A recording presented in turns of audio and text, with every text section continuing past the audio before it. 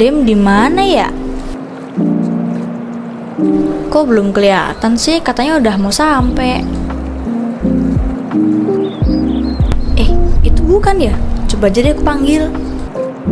Dem. Hey, Mindy. Kabarmu gimana? Baik kan? Baik kok. Kamu sendiri gimana? Baik. Gimana kerjaanmu sekarang? Lancar kan? Lancar kok. Kamu sendiri gimana?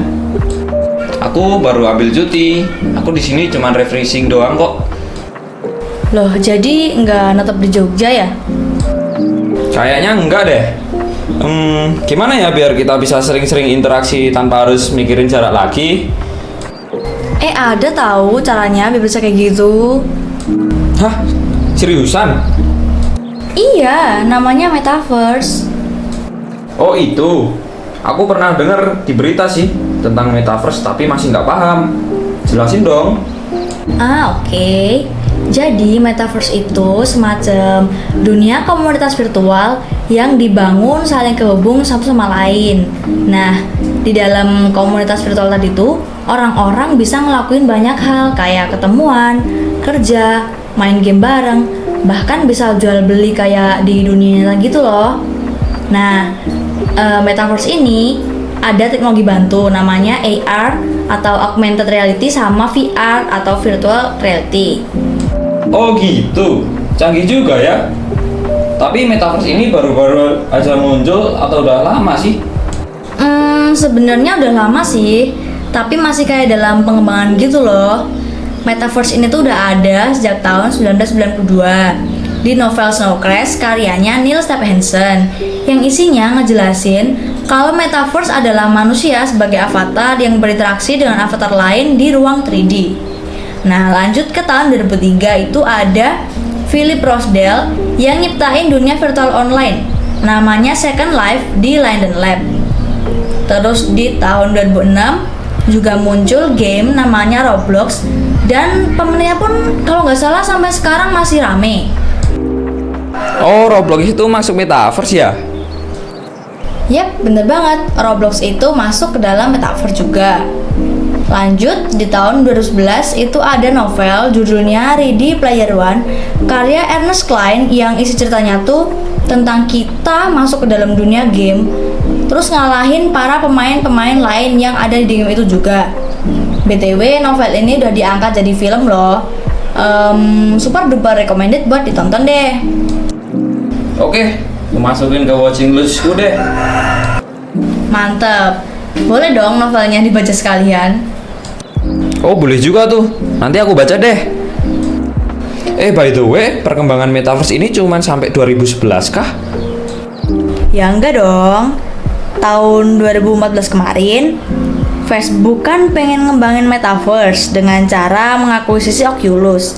Karena Oculus ini punya device yang bisa jadi akses kita buat ke dunia Metaverse itu sendiri. Terus lanjut ke tahun 2016 sampai 2018. Di tahun ini tuh banyak muncul game yang bertema Metaverse. Dan cara maininnya pun pakai device dari Oculus tadi. Namanya Oculus Rift. Nah, untuk tahun 2021, Facebook sama Microsoft tuh rencananya bakal kolaborasi bareng buat ngembangin Metaverse ini. Terus katanya proyek ini tuh dampaknya besar banget loh di masa depan. Walah, ternyata perkembangan Metaverse lama juga ya. Jadi pengen nyobain rasanya masuk ke Metaverse. Emang tahu caranya? Enggak sih. Hehehe. Jadi, dunia virtual Metaverse tuh bisa jalan kalau kita pakai perangkat khusus. Mulai dari headphone, kacamata virtual, sampai ke koneksi internetnya pun harus stabil. Nah, jadi cara kerjanya tuh sama kayak kita pas main game. Pertama, siapkan dulu perangkat khusus yang diperlukan. Perangkat tadi berupa software dan hardware yang nantinya akan memahami gerakan, suara, dan bahasa kita. Selanjutnya, pastikan koneksi internetnya tetap stabil. Setelah semuanya siap, kita tinggal masuk ke dalam dunia virtual dan beraktivitas layaknya di dunia nyata, kayak interaksi, jual beli, main game, dan lain-lain. Oh ribet ya ternyata, kirain sederhana gitu. Ya biar dapat pengalaman yang lebih nyata sih harus pakai banyak hal gitu. Iya sih, tapi kenapa orang-orang sekarang pada ngembangin metaverse?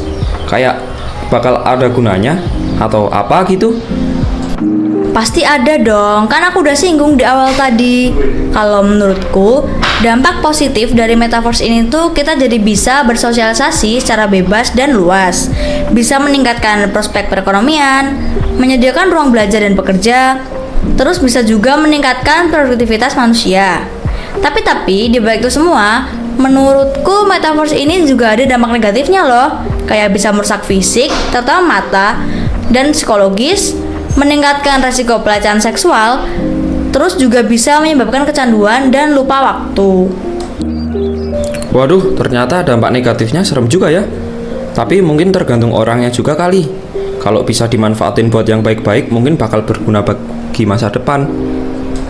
Setuju banget. Makanya kita harus pintar gunain teknologi biar nggak terjadi hal-hal yang negatif.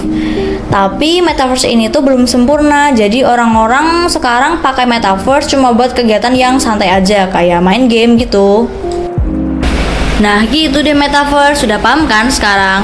Awas aja kalau nggak paham, aku udah jelasin apa yang dehidrasi nih. Hihihi. Iya, udah paham. Tapi dipikir-pikir perkembangan dunia makin kesini makin ada-ada saja ya. Nggak kayak kita dulu, taunya main kelereng. Nah makanya itu kita harus bisa cepat-cepat adaptasi sama perubahan yang ada. Jangan sampai kamu ini udah generasi old, gaptek lagi. Sembarangan generasi old. Aku masih muda tahu. Hahaha, iya si paling muda tapi udah mau kepala 3.